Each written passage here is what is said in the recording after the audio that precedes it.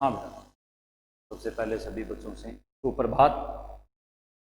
आज हम साहित्य विषय कक्षा 12 में आपका जो पाठ्यक्रम साहित्य का जो इतिहास है उसमें जो आधुनिक काल है उस आधुनिक काल पर चर्चा कर रहे हैं। इससे पहले हमने आधुनिक काल में जो पहला भाग है, पहला खंड है भारतेंदु, उस पर हमने चर्चा की। उसके बाद में भारतेंदु काल के बाद में आधुनिक काल के अंदर दूसरा जो युग है आचार्य रामचंद्र शुक्ल के अनुसार उस युग का नाम है द्विवेदी। तो आज हम द्विवेदी युग पर चर्चा करेंगे, बातचीत करेंगे, अध्ययन करेंगे। आचार्य रामचंद्र शुक्ल ने आधुनिक काल को अलग अलग आगे खंडों में विभक्त किया है। पहला भारतेंदु काल, दूसरा द्विवेदी युग, तीसरा छायावाद, चौथा उसके बाद में प्रगतिवाद, फिर प्रयोगवाद, नई कविता। इस तरह से आधुनिक काल का उन्होंने विभाजन करके किया है। आओ अब हम पहला जो भारतेंदु युग है उस पर चर्चा कर चुके हैं। आज हम द्विवेदी युग पर चर्चा करेंगे। तो आचार्य रामचंद्र शुक्ल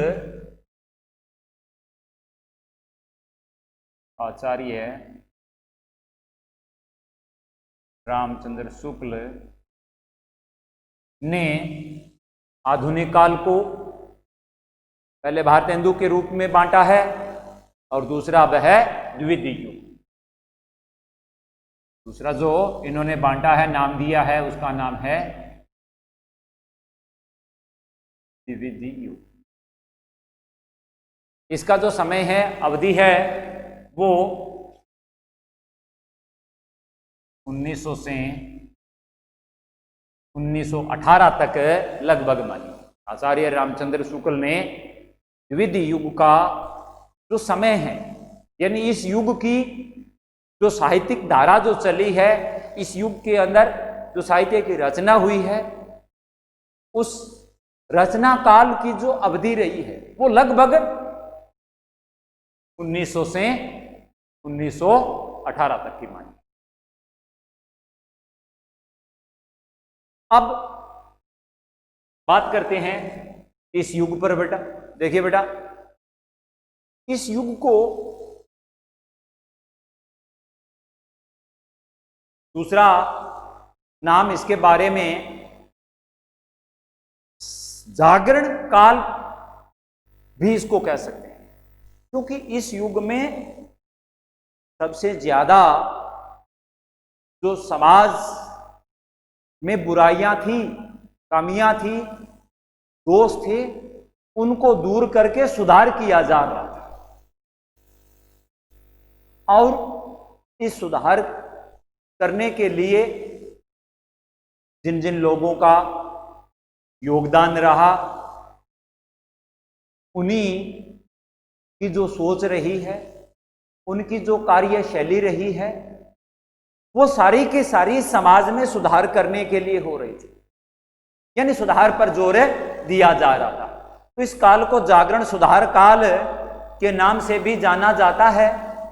अब बात आती है द्विवेदी युग के नामकरण की। बेटा इस युग के प्रमुख जो पथ प्रदर्शक थे, यानी जिनकी प्रेरणा पा करके, जिनके सानिध्य में रह करके अन्य रचनाकार उनका जो अनुगमन कर रहे थे और आगे बढ़ रहे थे, वो पथ प्रदर्शक थे आचार्य महावीर स्वामी,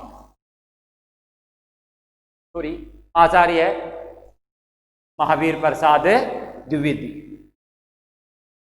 उन्हीं के नाम पर आचार्य रामचंद्र शुक्ल ने इस युग को द्विवेदी युग के नाम से जाना जाता है, क्योंकि सबसे ज्यादा जो योगदान रहा है, जो सबसे ज्यादा भूमिका, प्रबल भूमिका जो रही है साहित्य के क्षेत्र में, वो आचार्य महावीर प्रसाद द्विवेदी की रही है।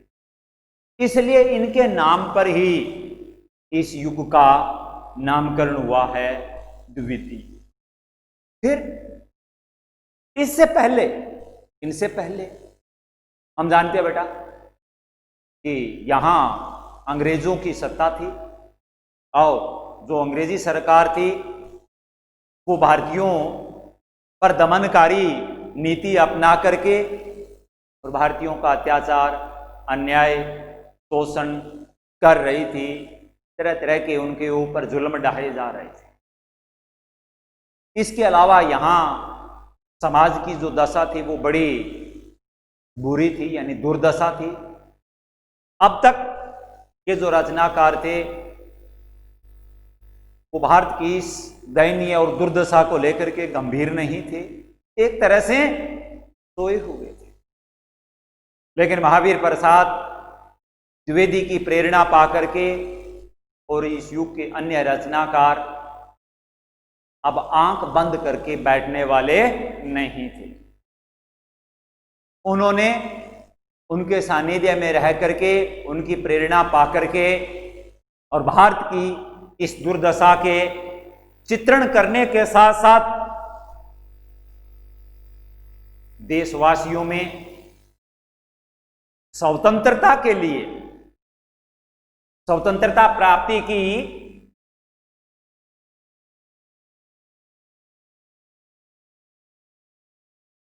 अलख भी जगाई। स्वतंत्रता प्राप्ति की अलख भी जगाई।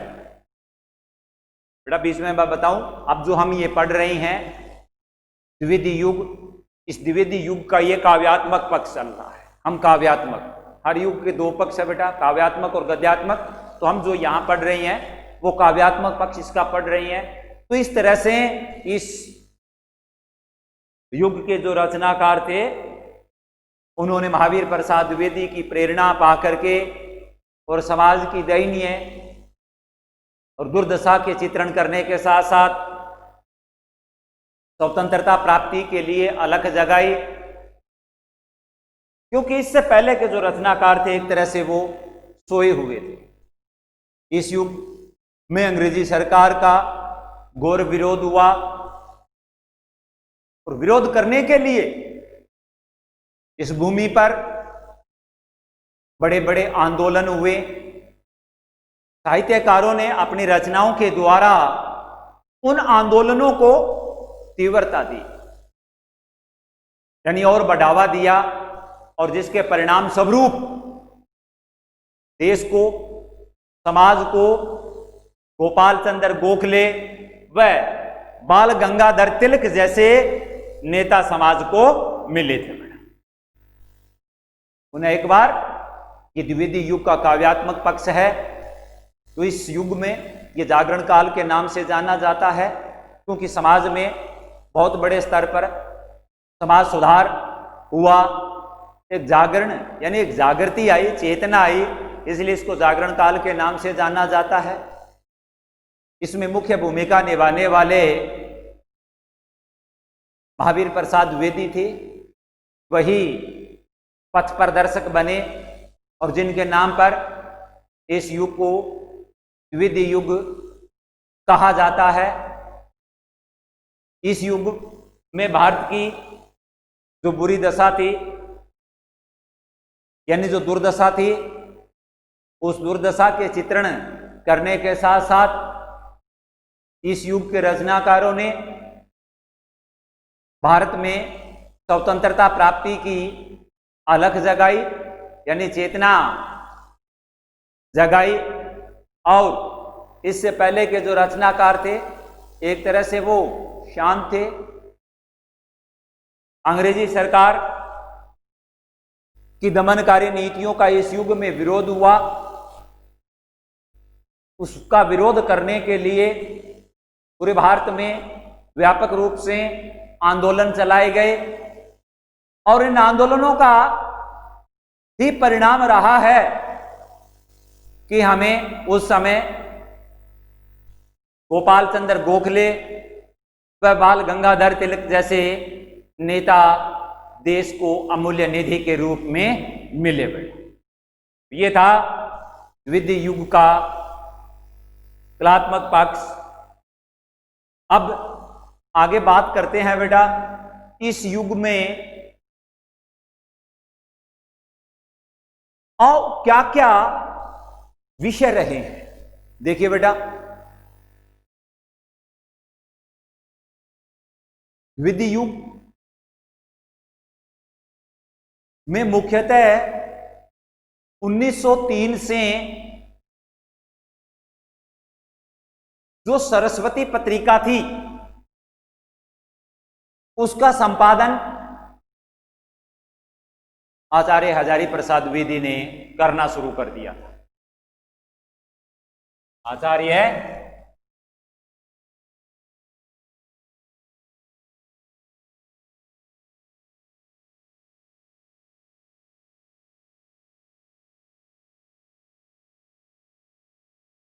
द्विवेदी ने 1903 में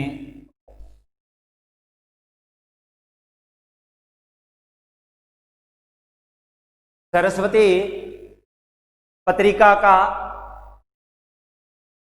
यानी इसके ये संपादक बने, और जैसे ये इसके संपादक बने, इसको अपने हाथ में लिया। उसके साथ साथ काव्य के क्षेत्र में भी विविधता और नवीनता है वो आ गई, यानी काव्य में विविधता और नवीनता दिखाई देने लगी। इस युग में खड़ी बोली प्रमुख भाषा बनी। इस युग में जो प्रमुख भाषा थी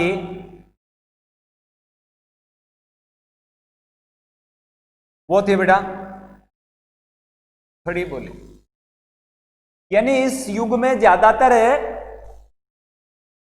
काव्य की जो रचना हुई है वो खड़ी बोली में हुई है। इस युग के रचनाकारों ने अधिकतर खड़ी बोली को महत्व दिया, जिसके परिणाम स्वरूप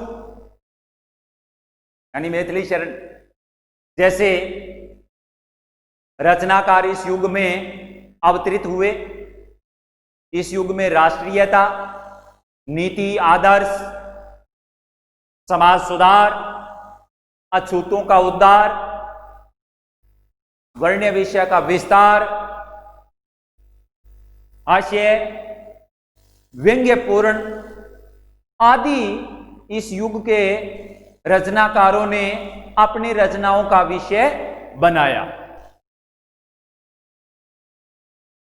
यानी इस युग के अंदर राष्ट्रीयता, नीति, आदर्श, समाज सुधार, अछूतों का उद्धार, अपने वर्णन करने वाले विषयों का विस्तार, हास्य और व्यंग्यपूर्ण विषयों को अपने रचनाओं का विषय बनाया। यानी इन विषयों के ऊपर अधिकतर काव्य की रचना हुई थी।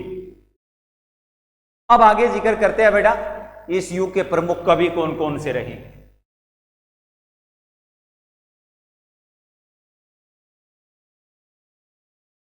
द्वितीय युग के प्रमुख जो कवि हैं वो कौन कौन रहे हैं। तो सबसे पहले अगर हम नाम लें तो इस युग के अंदर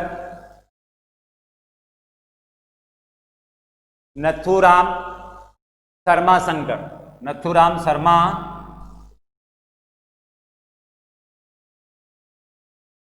उपनाम यानी शंकर, नथुराम शर्मा शंकर। देखिए बेटा, इस युग के रचनाकारों के अंदर जितने भी इस युग के रचनाकार हुए हैं, क्योंकि ये स्वतंत्रता प्राप्ति के लिए जो मार्ग था वो प्रशस्त किया जा रहा था, और ये स्वाभाविक बात है कि जब स्वतंत्रता के लिए आंदोलन शुरू हो चुके थे, उनकी पृष्ठभूमि तैयार हो चुकी थी या बन चुकी थी, तो ऐसे समय के अंदर रचनाकारों के अंदर राष्ट्रीयता की भावना का होना स्वाभाविक बात बन जाता है। तो नाथूराम शर्मा शंकर जैसे रचनाकार थे, राष्ट्रीयता की भावना विद्यमान थी, स्वदेशी वस्तुओं को अपनाने पर बल दिया, समाज में सुधार करने का प्रयास किया, हिंदी के प्रति इनका अनुराग बढ़ा। उस समय विधवाओं की जो दुर्दशा थी, जो उनका भयानक जो जीवन था, उस भयानकता को दूर करने के लिए, उनके जीवन में सुधार करने के लिए इन्होंने कोशिश की। अछूतों का उद्धार करने का भी इन्होंने प्रयास किया बेटा। तो ऐसे विषयों के ऊपर नाथूराम शर्मा शंकर जैसे रचनाकार ने खूब लिखा है और इस प्रकार से साहित्य की सेवा की है। इसके बाद में 2 नंबर जिक्र करें तो नाम आता है श्रीधर पाठक। मैंने पहले आपको बताया बेटा कि राष्ट्रीयता का जो भाव था वो लगभग इस युग के सभी रचनाकारों में विद्यमान था। तो श्रीधर पाठक भी इसी श्रेणी के हैं। देश प्रेम, राष्ट्र प्रेम, यह गुण तो होना इनमें लाजमी ही था। इसके अलावा हिंदी के प्रति अनुराग, विधवाओं का उद्धार करना, अछूतों का उद्धार करना, ये तो विषय इनके रहे ही थे। इसके अलावा श्रीधर पाठक को विशेष अगर कोई सफलता मिली है, उनका नाम साहित्य जगत में उस युग में यानी द्विवेदी युग में जो लिया जाता था, तो उसके पीछे प्रकृति चित्रण पर उनको सफलता मिली है। यानी प्रकृति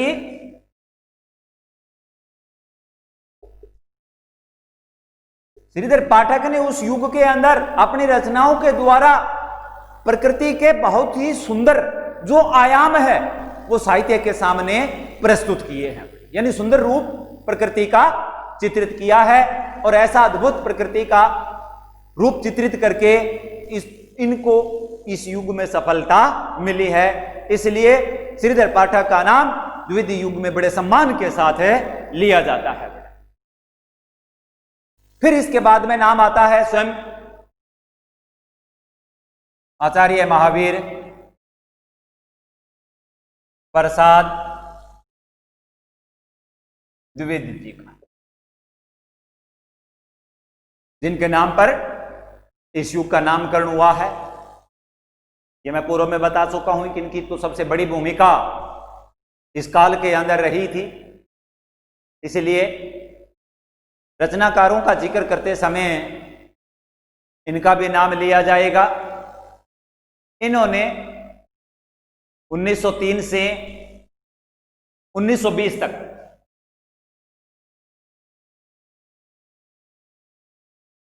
उन्नीस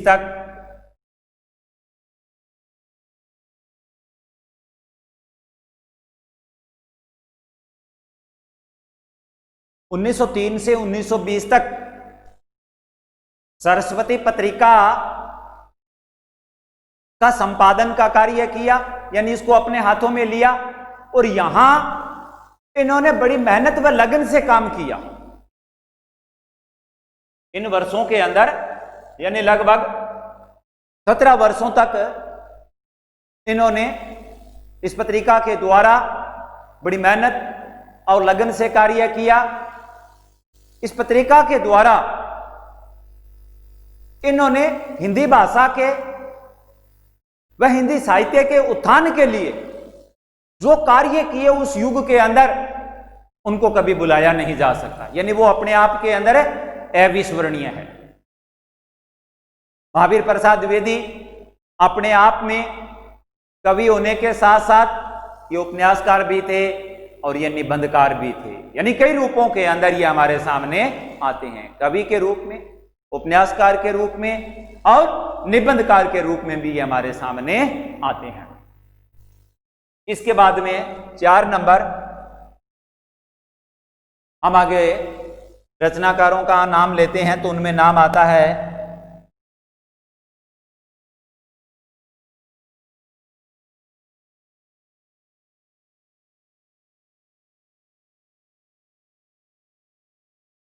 आगे नाम आता है अयोध्या सिंह उपाध्याय,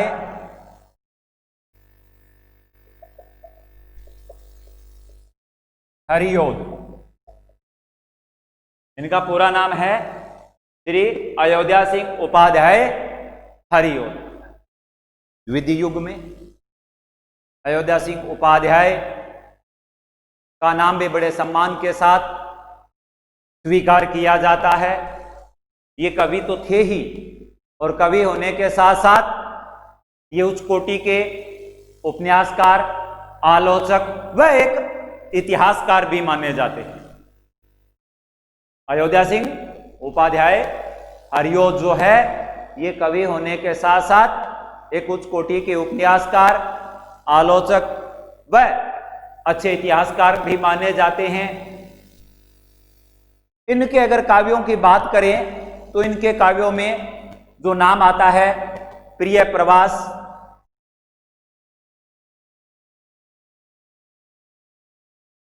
उसके बाद में पदम प्रसून,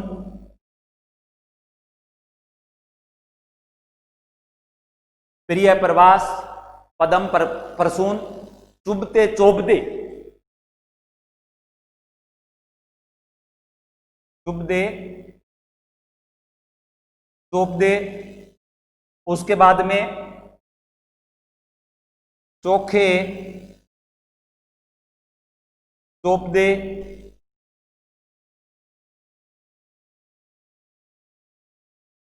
चोखे चोपदे, बोलचाल,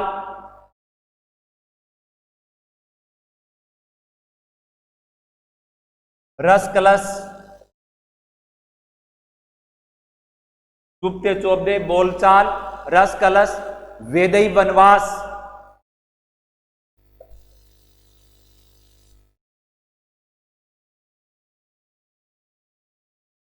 वेदई वनवास,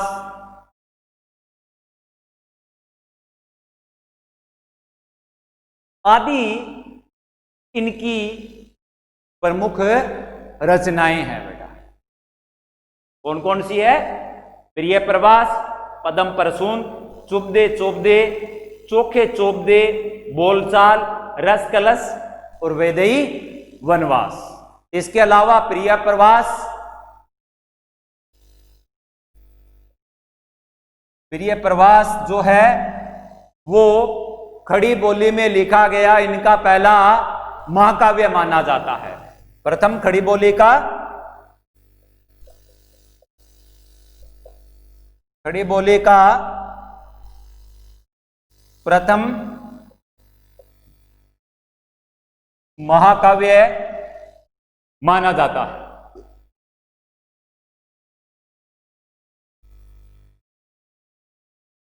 इसके बाद में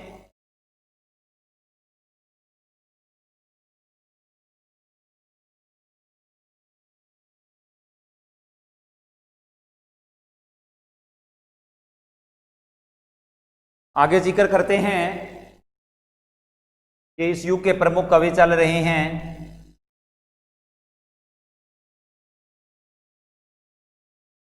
तो अयोध्या सिंह उपाध्याय हरियोद के बाद में राय देवी प्रसाद पूर्ण, अगला जो नाम आता है, अगला जो नाम आता है वो है राय देवी प्रसाद पूर्ण। ये सारे जिन रचनाकारों का मैं जिक्र कर रहा हूं, ये सारे के सारे रचनाकार द्विवेदी काल में है। तो राय देवी प्रसाद पूर्ण, देखिए बेटा, राष्ट्रीयता, देशभक्ति, राष्ट्र प्रेम, ये तो इस युग के सभी रचनाकारों के भीतर भावना भरी हुई थी। इसके अलावा राय देवी प्रसाद पूर्ण ने नवीन विषयों पर, यानी उस युग के अंदर नए नए विषय जो थे उन विषयों के ऊपर खड़ी बोली के अंदर काव्य की रचना की है बेटा। उस युग में खड़ी बोली के ऊपर नए नए विषयों में काव्य की रचना की। मृत्युंजय, इनकी रचना की बात करें तो मृत्युंजय, राम रावण विरोध, मृत्युंजय, राम रावण विरोध, वसंत वियोग व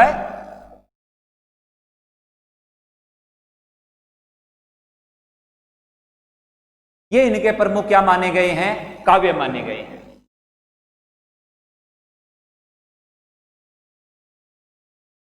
ये इनके राय देवी प्रसाद पूर्ण के प्रमुख काव्य वो माने गए हैं। इसके बाद में आगे नाम जो आता है गया प्रसाद शुक्ल स्नेही।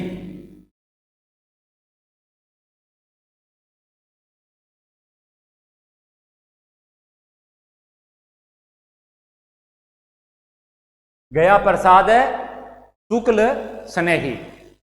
कोई बात बेटा, राष्ट्रीयता की भावना तो इस युग के रचनाकारों में भरी हुई थी। इसके अलावा हर रचनाकार अपनी जगह पर खड़ा होकर के और जो देशव्यापी आंदोलन चल रहे थे उन आंदोलनों में अपनी भूमिका का ईमानदारी के साथ निर्वाह करने जा रहा था। गया प्रसाद पूर्ण, गया प्रसाद शुक्ल जो स्नेही है, इन्होंने खड़ी बोली में कवित और सवैया छंदों की रचना करने में गया प्रसाद शुक्ल स्नेही है। ये खड़ी बोली में कवित और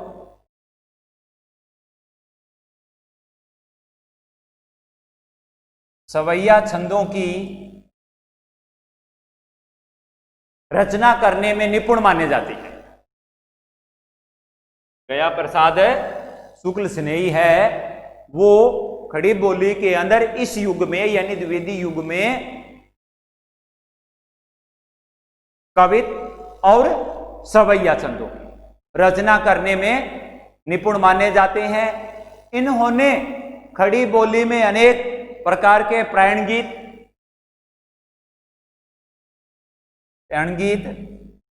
और बलिदानी गीतों की भी रचना की है, जिसकी वजह से द्विवेदी युग में इनका नाम बड़े सम्मान के साथ लिया जाता है। इसके बाद में आगे जो नाम आता है वो है राष्ट्र कवि यानी मैथिली शरण गुप्त का नाम आता है, जिनको हम राष्ट्र कवि के रूप में स्वीकार करते हैं। देखिए बेटा, द्विवेदी युग में या इस युग के समकालीन मैथिली शरण को जो सफलता मिली है, उस सफलता के पीछे जिसका नाम लिया जाता है वो है इनकी रचना भारत भारती। युगीन परिस्थितियों के अनुसार रचनाकार वैसे ही साहित्य की रचना करके समाज और देश की सेवा करता है। युगीन परिस्थितियों के अनुसार जिस प्रकार के साहित्य की जरूरत होती है, आवश्यकता होती है, उसी के अनुसार साहित्य की रचना करके समाज व देश की सेवा करता है। मैथिली शरण गुप्त ने भी अपने प्रयासों के द्वारा उस युग को जो अमूल्य देन थी वो थी उनकी राष्ट्र प्रेम की भावना, देशभक्ति की भावना, यानी राष्ट्रीयता के भाव जो थे वो उनमें कूट कूट करके भरे हुए थे। उन दिनों में विशेषकर उत्तर भारत में राष्ट्रीयता के प्रचार प्रसार में इनका विशेष योगदान माना जाता है।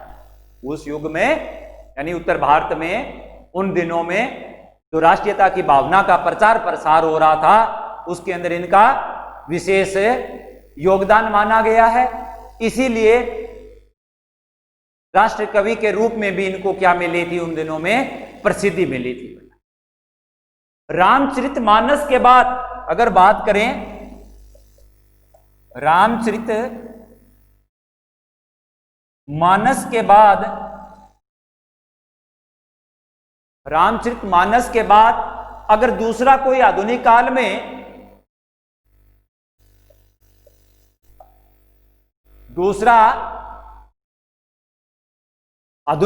में अगर कोई राम काव्य है तो वो है मैथिली शरण गुप्त का साकेत। आधुनिक काल में अगर रामचरितमानस के बाद में राम काव्य की बात आती है या उस पर चर्चा की जाती है कि आधुनिक काल के अंदर उनके समान, उनके तुल्य और कौन सा राम काव्य है, तो बड़े सम्मान के साथ, बड़े अदब के साथ हम कह सकते हैं वो है मैथिली शरण गुप्त का साकेत। इसके अलावा इनके दूसरी जो रचनाएं, जो ग्रंथ रही हैं, वो है जयद्रथ वध।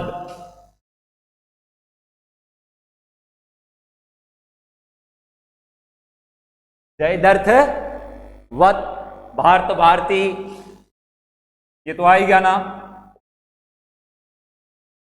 भारत भारती के बाद में पंचवटी जनकार,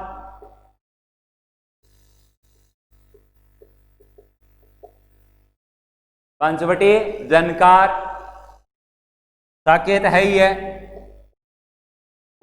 और इसके बाद में इनका दूसरा सबसे बड़ा जिस ग्रंथ का नाम है वो है यशोधरा।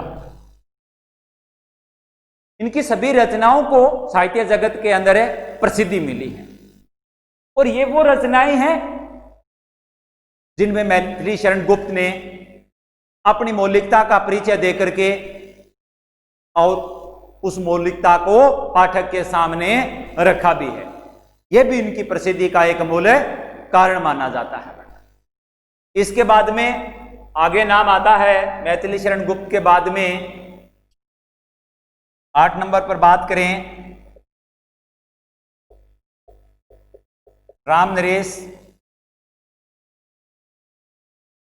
त्रिपाठी। इस युग के अन्य रचनाकारों के समान इनमें भी राष्ट्रीयता की भावना, देश प्रेम की भावना, समाज में सुधार करने के लिए विधवाओं के प्रति जो सहानुभूति दिखाई, दलित पीड़ित शोषित वर्ग के प्रति अपनी हमदर्दी जताई, इसलिए इनका नाम रामनरेश त्रिपाठी का नाम भी बड़े अदब से लिया जाता है।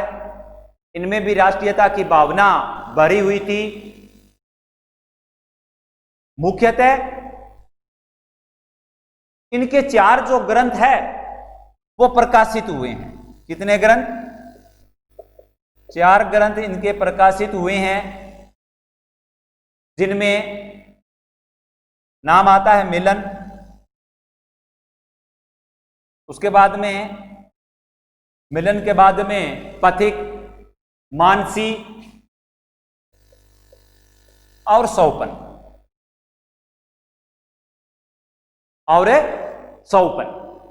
इसके बाद में रामनरेश त्रिपाठी के बाद में ये जो ऊपर हमने जिक्र किया है, जिनका हमने अध्ययन किया है, ये तो द्विवेदी युग के मुख्य रचनाकार थे बेटा। अब आगे बात करते हैं कि इस युग में अन्य इनके समकालीन और कौन कौन रचनाकार थे, यानी अन्य कवि।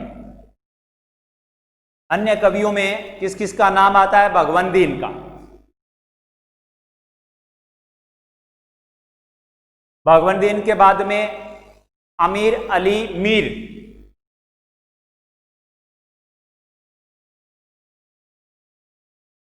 अमीर अली मीर के बाद में कामता प्रसाद गुरु,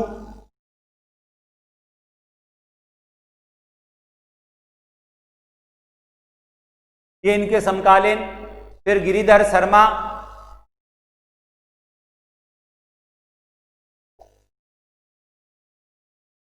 गिरिधर शर्मा नवरत्न। इसके बाद में रूप नारायण पांडे,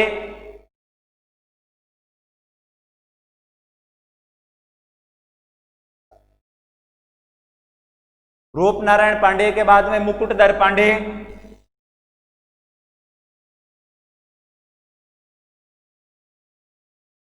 और इसके बाद में लोचन प्रसाद पांडे,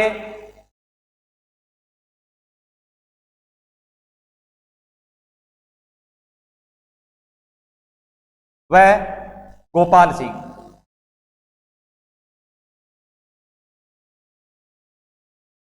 आदि द्वितीय युग के अन्य रचनाकारों में गिने जाते हैं। तो इस प्रकार से बेटा अब तक हमने जो अध्ययन किया है, पढ़ा है, वो है द्वितीय युग का काव्यात्मक पक्ष। और फिर इससे आगे हम पढ़ेंगे काव्यात्मक के बाद में अगली वीडियो के अंदर द्वितीय युग का गद्यात्मक पक्ष, यानी उसका जो गद्य भाग है, उस पर चर्चा हमें करेंगे।